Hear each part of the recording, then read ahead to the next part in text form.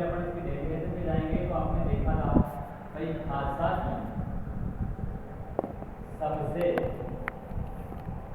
छोटी से छोटी इकाई, ये बातें अपन ने कल भी की थी, एक बार फिर देखेंगे कि छोटी से छोटी इकाई वर्ण क्या है। यहाँ हमने इसके बारे में चर्चा की, देखा भी था, और एक बार फिर से थोड़ा इसके बारे में विचार कर रहे हैं। भाई भाषा की सबसे छोटी से छोटी इकाई को अपन लोग क्या कह रहे थे, वर्ण कह रहे थे। इसकी जो दूसरी यदि परिभाषा अपन काम में लेंगे या दूसरी परिभाषा यदि दूसरे शब्दों में देखेंगे तो भाषा की वह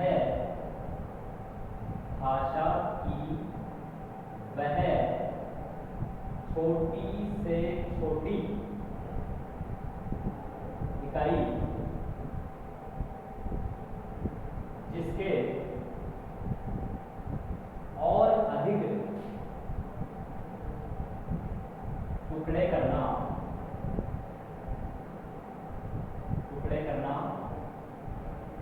संभव नहीं क्या कहलाएगी, वर्ण कहलाएगी। कौन, वह भाषा की छोटी से छोटी परिभाषाएं हमने यहाँ लिखी। एक बार अपन को विस्तृत रूप से देखते हैं। भाई अपन पढ़ रहे थे संस्कृत का पहला टॉपिक वर्ण विचार, जिसमें पहला जो अपना रूप या शब्द आ रहा था वो था वर्ण। परिभाषा यदि इसकी देखेंगे तो भाषा की सबसे छोटी से छोटी इकाई क्या कहलाएगी, वर्ण कहलाएगी। अब इसके साथ दूसरी परिभाषा हम देखेंगे। भाई भाषा की वह छोटी से छोटी इकाई जिसके और अधिक टुकड़े करना संभव नहीं। कहने का मतलब यहाँ कोई भी मतलब इकाई, कोई भी शब्द जिसके अपन ने अंतिम टुकड़े कर दिए हो, यानी कि उन टुकड़ों के बीच जितने आप उनके मतलब वर्ण विच्छेद कर सकते हो उतने करो, और लास्ट जब उसका अंतिम मतलब आ जाए भाई अब इससे और टुकड़े नहीं हो सकते, तो वो आपका वर्ण कहलाता। देखना अभी सबसे पहले तो हम बात करते हैं भाषा की। हमने कल भी बात की थी, आज भी बात करते हैं। भाई अपनी परिभाषा के बीच में एक नाम आ रहा है भाषा, पहले तो उसको अपन क्लियर करेंगे और उसके बाद वह भाषा की छोटी से छोटी इकाई छांटेंगे। चलो भाषा तो हमने देखा था भाई भाषा क्या थी, सब लोग जानते हैं, अपन लोग काम में भी लेते हैं, रोज काम में लेते हैं, अपन बोल भी रहे हैं, वही अपनी क्या होती है भाषा। लेकिन यदि उसको अपन एक व्याकरणिक तौर पर देखेंगे, परिभाषा के रूप में देखेंगे, तो परिभाषा बनेगी कि मनुष्य जो होते हैं वह मनुष्य अपने विचारों या भावों को किसी अन्य व्यक्ति के सामने, जिस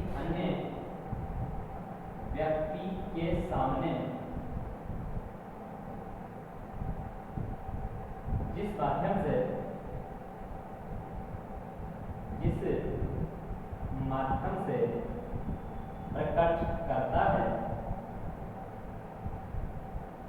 उसे भाषा कहते हैं। ध्यान देंगे विद्यार्थी, थोड़ा सा एक बार परिभाषा कर दी अपन। भाई मनुष्य जो होता है, अपन सब लोग जो मानव मनुष्य हैं, वह अपने मनुष्य के मन में कोई भी विचार आ गया, कोई भी भाव आ गया, यदि वह अपने विचारों को किसी दूसरे के सामने प्रकट कर रहा है तो वह उसकी क्या कहलाएगी, भाषा कहलाएगी।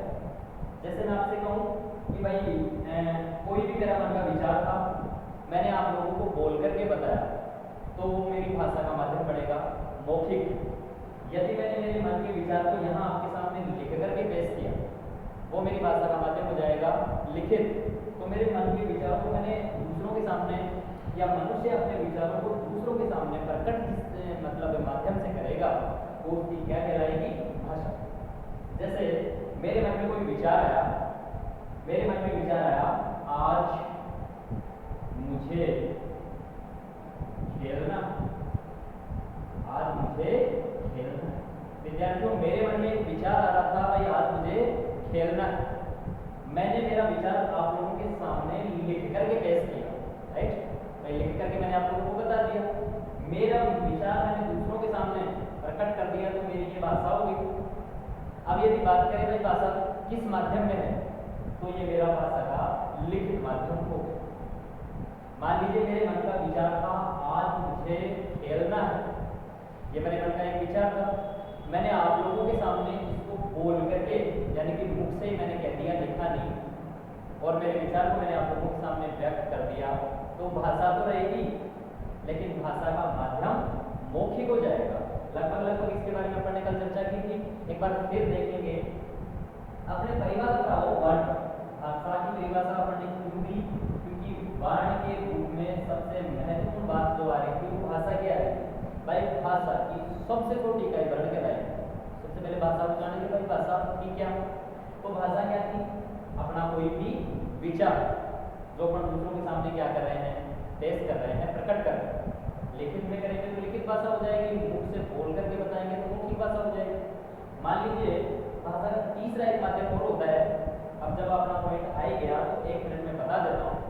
बहुत सारे अपने जानकारी में ऐसे व्यक्ति होते हैं जिनमें ना तो लिखना आता है और ना ही बोलना आता है, फिर भी वो अपनी भाषा को, अपने विचारों को संकेत के माध्यम से या किसी इशारों के माध्यम से दूसरों के सामने व्यक्त कर देते हैं। जैसे गूंगे बहरे होते हैं, कहीं ना कहीं हम लोगों की बातों को समझ जाते हैं, तो वो भाषा का तीसरा रूप निकल कर आएगा। वो भाषा का रूप सांकेतिक भाषा के नाम से जाना जाए। तो विचारों को हमने व्यक्त लिख करके किया तो लिखित भाषा, बोल करके किया तो मौखिक, और संकेतों के माध्यम से मैं कोई बात बताऊँ आप लोगों को जिससे आप लोग समझ जाओ। जैसे कई बार बिना कहे भी मैंने आपसे कई बार इशारा कर देता हूँ, ऐसे आप लोग समझ जाएंगे लेखनी मांग रहे हैं, पेन मांग रहे हैं, यानी कि वो संकेत हो गया अपना सांकेतिक भाषा। चलिए बात करते हैं वर्ण की। परिभाषा थी भाषा की सबसे छोटी से छोटी इकाई क्या कहलाएगी, वर्ण। परिभाषा का दूसरा रूप क्या था भाई, भाषा की वह छोटी से छोटी इकाई जिसके और अधिक टुकड़े करना संभव नहीं हो, अर्थात जिनके अंतिम टुकड़े कर दिए गए हों और जो उसके जो टुकड़े थे वो करना संभव ना, क्या कहलाएगी, वर्ण। चलिए आज अपन इसकी छोटी से छोटी इकाई को ढूंढते हैं। सबसे पहले अपन बात करते हैं भाषा की। हमने देखा भाई हमारा विचार जो था उसको हमने व्यक्त किया, लिखित माध्यम से कर दिया। अब इसके टुकड़े करो, आज मुझे खेलना है। यहां अपन बात कर रहे थे विद्यार्थियों इकाई की। मैथ्स में आप लोग पढ़ते हैं, गणित में आप लोग पढ़ते हैं भाई इकाई, दाई, सैकड़ा। इकाई का मतलब होता है एक, इकाई का मतलब क्या होता है, एक। तो यहाँ आप देखेंगे भाई आप इनमें से किसी भी एक को ले लो। किसको लोगे, जैसे खेलना को ले, खेलना को आपने ले लिया तो देखा भाई ये खेलना ये एक है। विद्यार्थियों आपसे पूछ लिया जाए एक क्या है, क्या जवाब देंगे आप, ये एक शब्द है, जबकि अपने को क्या चाहिए था, वर्ण। सबकी तो बात ही नहीं हो रही, अपने को वर्ण चाहिए। तो यहाँ अपन देखेंगे कि भाई इसके टुकड़े करते चलो, तो टुकड़े करेंगे तो अपन देखेंगे भाई इसमें है आधा था, अलग था और उसमें ए मिला हुआ, राइट। इसमें ले आधा था और इसमें ए जुड़ा हुआ, ने आधा था और उसमें आ जुड़ा। हमने इनके टुकड़े किए, जब अपन ने खे में ए जुड़ा तो अपने सामने रूप निकला खे। ले आधा था इसमें एस का जुड़ गया तो ये बन गया ले, और ने आधा था इसमें आ जुड़ गया तो ना, खे ले ना, क्या रूप निकला खे। तो भाषा, ये मेरी भाषा ही तो थी भाई, खेलना है मेरा विचार था, विचार को व्यक्त कर दिया, बढ़ गई मेरी भाषा। भाषा की छोटी से छोटी इकाई मैंने खेलना देखा तो हमने क्या किया कि उनके टुकड़े कर लिए, टुकड़े कर लिए, और जितनी बार आपने टुकड़े किए तो देखते जाओ कि जब तक आपका अंतिम टुकड़ा आपके पकड़ में नहीं आ जाए तब तक वो वर्ण नहीं होगा। आपने 4 में से 1 का टुकड़ा करके 1 को निकाल लिया, लेकिन इसमें से भी यदि आप इसके टुकड़े करोगे तो आपके सामने कंडीशन ये आएगी कि नहीं आएगी, आएगी। अब आप मुझे एक बात बताइए कि ये जो है हलन पर, ये ए है, ये हलंत ल है, ये ए है, ये न है, ये आ। विद्यार्थियों आप इनमें से किसी एक के और भी टुकड़े कर सकते हो क्या? मान लीजिए आपने 4 में से 1 को निकाल करके 4 का 1 टुकड़ा बना लिया, इनमें से भी आपने इनके टुकड़े निकाल दिए। अब आप इस अकेले ख का, अकेले ए का, अकेले ल का, अकेले ए, न या फिर आ, इनमें से और भी टुकड़े कर सकते हो क्या आप लोग? नहीं कर सकते ना, नहीं कर सकते तो ये अपने सारे के सारे क्या निकल कर आए हैं? वर्ण। अब आया समझ में? चलो परिभाषा पर भाषा की, तो ये मेरी भाषा है तो की भाई आज मुझे खेलना है। और इसकी छोटी से छोटी इकाई जिसके और अधिक टुकड़े करना संभव नहीं। तो हमने देखो यहाँ से टुकड़ा करके ये बनाया, इसके भी टुकड़े करके अपने ये बना लिए, लेकिन अब इनसे अधिक या इनके और अधिक टुकड़े करना अब संभव नहीं है। नहीं है तो अपना क्या हो जाएगा? वर्ण। बताइए आपको वर्ण की परिभाषा समझ में आई या नहीं आई? कंप्लीट हो गया। यहाँ हम देखेंगे भाई वर्ण किसे कहते हैं? भाषा की सबसे छोटी इकाई जिसके जितने टुकड़े हो जाए उतने तो कर लो, और जब अंतिम में उसका टुकड़ा बच जाए या अपने सामने दशा ऐसी आ जाए कि उनके टुकड़े करना संभव नहीं हो तो वो अपना क्या होगा? वर्ण। क्लियर? चलो वर्ण के भेद देखते हैं, वर्ण के प्रकार देखेंगे। भाई वर्ण कितने प्रकार का था? तो कितने प्रकार का होता है वर्ण? दो प्रकार का होता है। हिंदी और संस्कृत का जो वर्ण विचार का टॉपिक है वो लगभग 95% सेम है। ये हिंदी में भी आपके सेम वैसा ही चलेगा और संस्कृत में भी आपके सेम वैसा चलेगा, बस इनके नाम दूसरे दे दिए जाएंगे। बाकी जो अपना टॉपिक है वो सेम यही रहेगा। तो आप निश्चिंत रहिए कि संस्कृत के साथ साथ आपकी हिंदी की जो व्याकरण थी उसकी की तैयारी हो रही है। अब अपन देखते हैं वर्ण। तो वर्ण के प्रकार या भेद, तो वर्ण के भेद कितने थे? दो भेद थे। पहला आ रहा था अच, जिसको अपन हिंदी में कह रहे थे स्वर। विद्यार्थियों स्वरों को अच क्यों कहते हैं इसका भी एक लॉजिक है। जब इस पाठ के बाद अगला दूसरा जो अपना टॉपिक आएगा माहेश्वर सूत्रों के नाम से, तब अपनी चीज को क्लियर करेंगे। भाई ये जो स्वर होते हैं उनका नाम अच क्यों पड़ा, क्यों कहते हैं उनको अच, उनका भी लॉजिक है। तो अपना नेक्स्ट जो अपना टॉपिक आएगा उसमें क्लियर करेंगे। दूसरे नंबर पर जो वर्ण का प्रकार आ रहा था वो आता है हल। संस्कृत का नाम है हल और हिंदी में देखेंगे तो उसका नाम आएगा व्यंजन। अब मेरे हिसाब से स्वर और व्यंजन इनका नाम काफी बार लगभग शुरू से सुनते भी आ रहे हैं, काफी बार आपने सुना भी है, बस उनका नामकरण चेंज हो गया। संस्कृत में आकर के स्वर हो गया और व्यंजन हल हो गया। एक एक की अपन बात करेंगे, एक एक को समझेंगे। तो पहले अपन काम में लेते हैं अच या स्वर। देखिए अपना जो टॉपिक आ रहा था वो था अच, हिंदी में इसको कह रहे थे अपन स्वर। परिभाषा की यदि बात करूं भाई अच या स्वर किसे कहते हैं, तो परिभाषा सीधी सी है कि वे वर्ण, विद्यार्थी थोड़ा सा ध्यान देना भाई, मैं इस स्वर को या फिर इस अच को वर्ण तो कह सकता हूं क्योंकि वर्ण का ही तो भेद है, तो इसमें अपने को वर्ण कहने में कोई जगह नहीं। तो वे वर्ण जिनका उच्चारण करने के लिए, जिनका उच्चारण करने के लिए किसी अन्य वर्ण की आवश्यकता नहीं होती। ध्यान देना थोड़ा सा, आवश्यकता नहीं होती है, क्या कहलाएंगे? अच या स्वर कहलाएंगे। देखना यहां हमने इसकी परिभाषा में देखा तो परिभाषा क्या लिखी भाई, अपन स्वर पढ़ रहे हैं, स्वर होता क्या या अच जिनको संस्कृत का नामकरण दिया गया है, तो वे वर्ण जिनका उच्चारण करने के लिए, ध्यान देना विद्यार्थियों यहाँ बात सिर्फ उच्चारण की हो रही है, बोलने की बात हो रही है, लिखने की बात नहीं हो रही। उच्चारण करना, बोलना, ऐसा कोई अक्षर कि वर्ण को दूसरे नाम अक्षर से भी अपन जान सकते हैं, अक्षर भी कहते हैं वर्ण। तो ऐसा कोई भी अक्षर जिसको अपन बोलेंगे यानी कि उसका उच्चारण करेंगे तो उसके सामने कोई दूसरा वर्ण उच्चारित नहीं हो। कहने का मतलब ये वर्ण है कौन से स्वर वाले, वो अपने आप में स्वतंत्र होते हैं। इनका उच्चारण करने के लिए मैं सिर्फ इस बात पर इसलिए जोर दे रहा हूं कि आप अगर यहां नहीं समझे भाई उच्चारण की बात, तो फिर आपकी दिक्कत आएगी। तो ध्यान देना भाई, उच्चारण करने के लिए यदि अपन किसी दूसरे वर्ण की या दूसरे अक्षर की सहायता नहीं ले रहे हैं, वहां निश्चित हो जाना आप उच्चारण स्वर का करते हैं। क्लियर?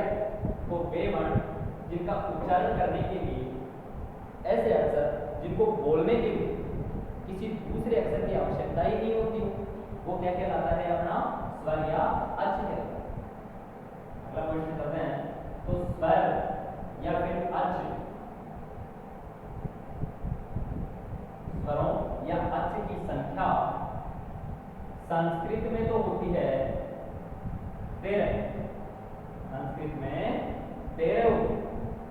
कल पेपर ने चर्चा की थी, एक बार इनको फिर से देखेंगे क्योंकि आज जो अपना टॉपिक है वो थोड़ा डीपली है।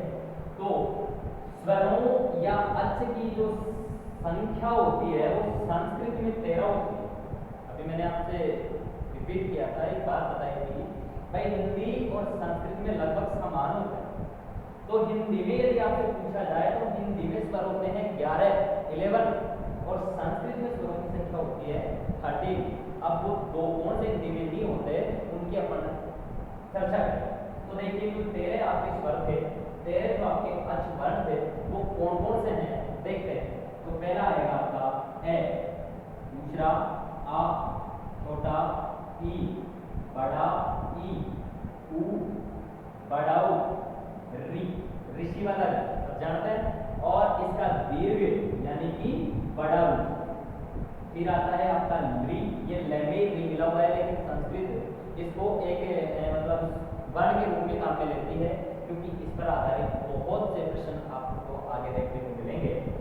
और ए, आई, ओ और आ, आप इनकी काउंटिंग करना देखें कि संख्या 13 हुई है या ज्यादा। 1 2 3 4 5 6 7 8 9 10 11 12 और 13। संस्कृत में जो आपकी संख्या थी वो कितनी आ रही है? 13। एक मिनट, यदि मैं हिंदी की भी अपन देखें तो हिंदी में ऋकार का दीर्घ रूप नहीं माना जाता है और हिंदी ऋ को वर्ण नहीं मानती है। तो हिंदी में ये दो वर्ण काम में नहीं लिए जाएंगे, बाकी सारे के सारे हिंदी के स्वर के काम में आएंगे। यानी कि हिंदी में स्वरों की संख्या होती है 13, सॉरी हिंदी में होती है 11 और संस्कृत में होती है 13। तो हिंदी में दो कौन से नहीं होते, एक तो दीर्घ री नहीं होता और एक ली नहीं होता। अब ये जो आपके सामने लिखे हुए 13 जो वर्ण हैं या 13 जो आपके सामने स्वर लिखे हुए हैं, यही आपके स्वर होते हैं। इन्हीं को अच् के नाम से जाना जाता है, इनके अलावा कोई स्वर नहीं। तो 13 आपके सामने लिखे हुए हैं। अब विद्यार्थियों आगे की कड़ी में यदि अपन देखें तो ये जो 13 वर्ण होते हैं इनका वर्गीकरण किया गया। वर्गीकरण बोले तो इनको बांट दिया गया है अलग अलग ग्रुपों में। जैसे अपन क्लास में विद्यार्थी बैठे रहते हैं, 30-40 बच्चों की क्लास होती है, उसमें मोर जो इंटेलिजेंट बच्चे होते हैं उनको अलग ग्रुप में रख दिया जाता है, बिल्कुल वीक जो बच्चे होते हैं उनको अलग से क्लासेस दी जाती है, लेकिन उन्हें ग्रुप बांट दिया जाता है। सेम वही बात यहाँ लागू हो रही है कि इनको भी अपने अपने ग्रुप में बांट दिया गया। विद्यार्थियों इनके ग्रुप 3 होते हैं, 3 इनके ग्रुप होते हैं, जिसमें इनके पहला जो ग्रुप आता है वो आता है राष्ट्र या लघु स्वर। राष्ट्र संस्कृत का शब्द है जिसका हिंदी अर्थ होता है छोटा, और लघु हिंदी का जिसका अर्थ होता है छोटा, और स्वर यानी स्वर। एक बार आप ध्यान देना थोड़ा सा आगे, कई बार आप उच्चारण करते हैं तो आप बोलते हैं छोटा ई, छोटा ऊ, छोटा री। तो ये जो छोटा छोटा छोटा आता है ये ग्रुप ही तो है। इसी प्रकार से दूसरा जो बच गया, आप कहते हैं दूसरे की मात्रा करो, कहेंगे आप बड़े ई, तो वो जो बड़ा ई ये एक ग्रुप ही तो था, बड़ा ऊ बड़ा री। तो ये जो आपके ग्रुप निकल करके आ रहे हैं वो होते हैं आपके दूसरा ग्रुप। एक आता है इन दोनों से अलग। तो सबसे पहले अपन बात करते हैं रस्व या लघु स्वर। परिभाषा यदि अपन देखें तो वे वर्ण जिनका उच्चारण करने में, यहाँ बातें सिर्फ किसकी हो रही है, उच्चारण की। वे वर्ण जिनका उच्चारण करने के लिए एक मात्रा जितना समय लगता हो, एक मात्रा जितना समय लगे, वे आपके लघु या ह्रस्व स्वर कहलाते हैं। कहने का मतलब, अगर मान लीजिए आप किसी अक्षर का या फिर किसी वर्ण का उच्चारण यदि आप कर रहे हैं,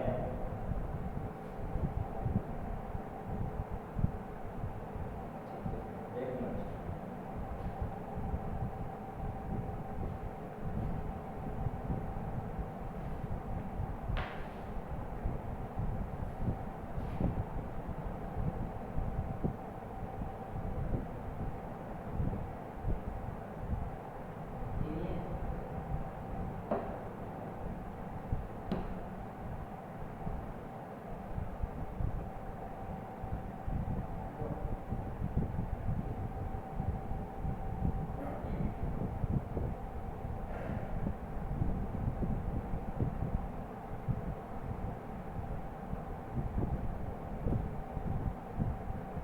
तो देखा हमने भाई ह्रस्व या लघु स्वर कौन से थे, भाई जिनका अपन लोग उच्चारण कर रहे हैं, क्योंकि यहाँ जो बात हो रही थी वो सिर्फ उच्चारण की हो रही थी।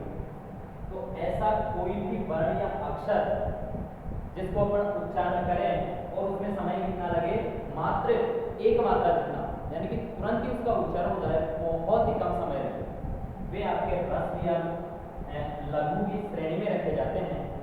इनकी संख्या होती है 5। यानी कि आपसे पूछा जाए भाई ह्रस्व या लघु स्वरों की संख्या कितनी होती है या ये कितने होते हैं, तो ह्रस्व या लघु, ह्रस्व या लघु स्वर 5 होते हैं। इनकी संख्या कितनी होती है, 5। वैसे इसको दूसरा यदि मैं जान दूं तो इन्हें मूल स्वर भी कहा जाता है, इन्हें मूल स्वर भी कहा जाता है।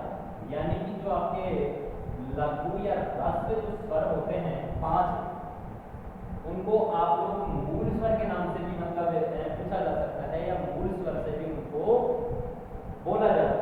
तो ये 5 कौन कौन से थे, अभी आपके सामने जो लिखे हुए थे, जैसे आपको यहाँ से दिख रहा होगा, भाई पहला था आपका ए, आ, छोटा ई, बड़ा ई, ऊ, बड़ा ऊ, री, फिर बड़ा री आ जाएगा आपका, ये री, ए, आई, ओ और औ।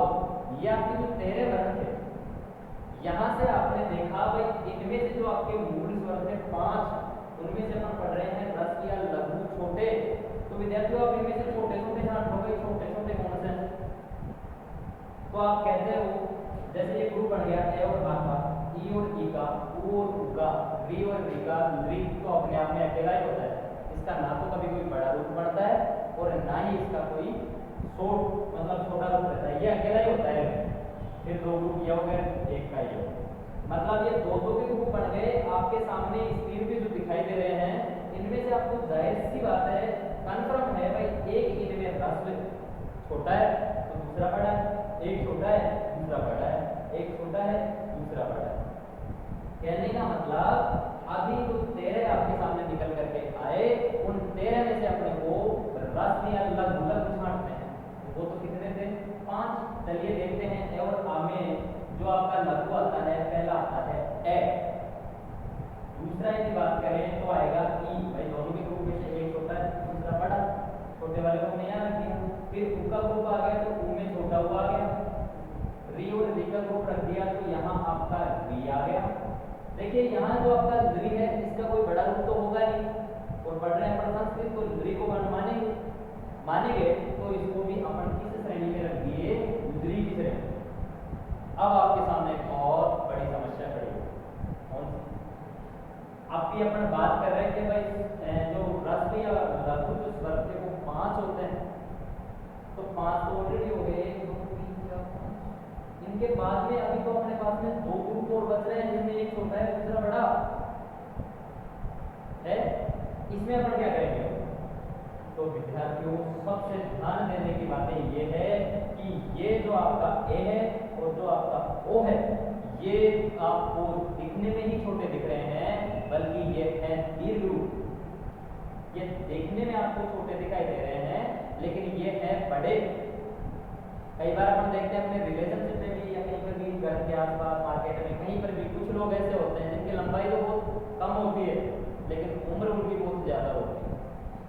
सेम इन्हीं का उदाहरण है ये लगभग। भाई ये दिखने में आपको छोटे दिख रहे हैं, लेकिन ये हैं बड़े। जैसे मान लीजिए आपका ए था, अब ये ए था तो ये ए आपको छोटा तो दिखाई दे रहा है, लेकिन इसमें दो वर्ण मिले हुए हैं। जब आप ए और ई को जोड़ेंगे तब आपका ए बढ़ेगा। तो मुझे आप ये बताइए, जब इसमें दो दो वर्ण आपस में जुड़े हुए हैं तो ये गायेगा छोटा, कैसे छोटा हो सकता है? गुणसंधि जब आप पढ़ेंगे या पढ़े भी थे पहले, आपने यही देखा था भाई, गण यानी ईश है, गणेश है, तो वो गण जो न का एरा था वो और ई का ई दोनों मिलकर के ए बना रहे थे। तो दो वर्ण जब इसमें जुड़े हुए हैं तो ये छोटा थोड़ी होगा। ये कंडीशन यहाँ आ रही है ओ पर कि ओ में भी यदि अपन बात करें तो ओ में भी ए और उ दोनों जुड़े हुए हैं, तब जाकर के ये ओ आपका बना है। जैसे ज्ञान धन उदय, ज्ञानोदय, तो ज्ञान न में ए आ गया अंतिम अक्षर और उनका उ आ गया तो बना ओ, ज्ञानोदय। तो यहाँ ये आपको दिखने में भले ही छोटे हों, लेकिन जो आपके ये हैं ये दीर्घ की श्रेणी में आते हैं। तो जहाँ तक आप लोग इस बात को थोड़ा सा डीपली देखेंगे या इसके बारे में थोड़ा सा विचार करेंगे, सोचेंगे, अब तो आप इसको कर लेंगे, लेकिन जाहिर सी बात आप यही गलती करोगे, क्योंकि आपको एक छोटा दूसरा बड़ा दिख रहा है, ये छोटा ये बड़ा दिख रहा है, जबकि है ये चारों बड़े बड़े। तो जो पहला अपना वर्ण विचार का पहला जो पॉइंट था, या जिसको वर्गीकरण में अपन बात कर रहे थे, तो पहला ह्रस्व या लघु था, जिनकी संख्या 5 थी। वो 5 कौन से थे? छोटा ए, छोटा ई, छोटा उ, छोटा री और री। इन्हें क्या कहा जाता है? इन्हें मूल स्वर्गीय कहा जाता है। वर्गीकरण के दूसरे वेद में देखेंगे, दूसरे में तो वहां अब ह्रस्व या लघु आ गया, तो जाहिर सी बात है अब दीर्घ आ जाएगा, तो बढ़ जाएगा आपका दीर्घ स्वर, बढ़ेगा आपका दीर्घ स्वर। तो विद्यार्थियों आपके जो बच गए, अब टोटल संख्या जो आ रही थी वो 13 आ रही थी, 5 आपने ऑलरेडी निकाल दिए, तो बचेंगे कितने? 8। वो 8 के 8, अब इनमें से जो आपके बच गए वो सारे के सारे आपके किसमें आएंगे भाई? दीर्घ स्वर में आएंगे। आ गया, बड़ा ई आ गया, बड़ा उ आ गया, बड़ा री आ गया, री ऑलरेडी आ गया, और वो चारों के साथ ए, आई, ओ और औ। यहां आपने देखा भाई आ, ई, उ, ये दीर्घ चार तो नहीं है, इनमें तो कोई दिक्कत ही नहीं है। दिक्कत आएगी तो आपकी यहाँ आएगी भाई, आपने ध्यान नहीं दिया, ये छोटा मान लिया, ये बड़ा, ये छोटा, ये बड़ा, तो आप गलती करोगे। जबकि यहाँ देखो इनमें दोनों में आपस में जुड़े हुए हैं, दो जुड़े हुए हैं, तो इनको दीर्घ में रखा गया है, इनको दीर्घ माना है। अब ये अपने चर्चा की भाई इनको 3 भागों में बांटा गया था, ये तो 2 भागों में पूरे हो गए भाई, 5 तो ये हो गए, 8 ये हो गए, तो 8 और 5 13 तो हो गए। तीसरा वेद कौन सा बच गया, उसकी भी चर्चा करते हैं। पहले आपने देखा भाई, आपसे पूछ लिया जाए दीर्घ स्वर की परिभाषा क्या होगी? परिभाषा इसी के आधार पर बना देना भाई, वे वर्ण जिनका उच्चारण, क्योंकि वर्णों में तो उच्चारण ही होगा, तो वे वर्ण जिनका उच्चारण करने के लिए यहाँ ह्रस्व में कितनी मात्रा का समय लग रहा था? 1 मात्रा का, तो यहाँ दीर्घ में हो जाएगा 2 मात्रा बस। तो वे वर्ण जिनका उच्चारण करने के लिए 2 मात्रा जितना समय लगे वे दीर्घ स्वर कहलाते हैं, और दीर्घ स्वरों की संख्या 8 होती है, तो आपके सामने स्क्रीन पर दिखाई दे रही है। अब विद्यार्थियों आपका जो तीसरा भेद बच गया, या वर्णों का वर्गीकरण करने में जो तीसरा अपना पॉइंट बच गया, वो तीसरा पॉइंट कौन सा है उसको भी देखेंगे। तो 3 नंबर पर आता है आपका प्लुत स्वर, तीसरे नंबर पर आएगा आपका प्लुत स्वर। इस प्लुत में क्या होता है कि जब भी आप किसी भी वर्ण का उच्चारण करेंगे तो लंबी देर तक करेंगे। लंबी देर का उच्चारण का मतलब आप किसी भी वर्ण को बोलेंगे तो लंबे समय तक बोलेंगे। कहने का मतलब यदि इसकी अपन परिभाषा देखें तो परिभाषा सेम वही बन जाएगी भाई, वे वर्ण जिनका उच्चारण करने के लिए ह्रस्व या लघु स्वर की अपेक्षा और दीर्घ स्वर दोनों की अपेक्षा अधिक समय लगे, यानी कि ऐसा कोई भी वर्ण या अक्षर जिसमें बोलने के लिए, उसको उच्चारण करने के लिए मतलब ह्रस्व से ज्यादा समय लगे और दीर्घ से भी, दोनों मतलब जो वर्गीकरण थे उनसे यदि ज्यादा आपका समय लगता है वो आपके प्लुत की दृष्टि से या प्लुत की श्रेणी में रखा जाता। इसका एक अच्छा सा उदाहरण होता है ओम। कई बार अपन मंदिरों में देखते हैं कि जो माइक वगैरह होते हैं उनमें बहुत लंबे समय तक, लंबे टाइम तक आप ओम का उच्चारण देखें। विद्यार्थियों आप देखते हैं ओ और मैं, इसमें वर्ण या अक्षर तो दो ही होते हैं, लेकिन ये काफी लंबी देर तक बोला जाता है ओम, यानी कि एक मात्रा से भी ज्यादा समय लगा, दो मात्राओं से भी ज्यादा समय लगा, तो एक या दो मात्राओं से भी ज्यादा समय आपको जिस वर्ण का उच्चारण करने में लगेगा वो आपका प्लुत का उच्चारण माना जाए। अब प्लुत की पहचान करने के लिए एक 3 का जो अंक होता है, ये 3 का अंक लगा दिया जाता है। अगर आप किसी भी वर्ण के पीछे ऐसे 3 का अंक जोड़ देंगे तो वो प्लुत का उदाहरण मान लिया जाएगा। जैसे ई था, ई था, अब ई में आपने क्या किया, ई के आगे 3 का अंक जोड़ दिया, अब वो आपका दीर्घ ना होकर के प्लुत में माना जाए। विद्यार्थियों ये आपके 13 जो स्वर थे उनका वर्गीकरण कंप्लीट, यानी कि ऐसे लेकर के और औ तक के जो आपके स्वर, संस्कृत जिनको अच कहती थी, वो आपका टॉपिक क्लियर हो गया। अब एक जो बात आती है वो ये आती है भाई, ऐसे लेकर के औ तक की तो जो बातें थी वो कंप्लीट हो गई, लेकिन औ के बाद ये भी 2 वर्ण, 2 अक्षर बच गए, उनका क्या वो अच्छे स्वर नहीं होते? नहीं, उनको स्वर नहीं कहते, उनका नाम होता है अयोगवाह। नाम क्या था उनका? अयोगवाह। इनमें आएंगे तो बच गए कौन से? औ के बाद में एक तो बच गया आपका अंग और दूसरा बच गया अह। ये जो 2 होते हैं ये ना तो अच होते हैं ना ये वर्ण माने गए हैं, सिर्फ इनका नामकरण दे दिया गया और वो होता है अयोगवाह। अब ये अयोगवाह है, ये कहाँ काम आएंगे? तो ये काम आएंगे आपको चिन्हों के रूप में। किसके रूप में काम आएंगे? चिन्हों के रूप में। यानी कि जो आपका अंग था इसका चिन्ह कौन सा रह जाएगा? इसका चिन्ह रह जाएगा ये, जिनको अपन अनुस्वार के नाम से जानते हैं, ये संस्कृत में जिसका नाम अनुस्वार। दूसरा कौन सा बचा? अह। तो दूसरा जो अह बच गया, अगर मैंने विसर्ग को हटा दूंगा तो अ बचेगा आपके साथ। अ के बारे में हमने पढ़ लिया भाई, लघु स्वर होता है।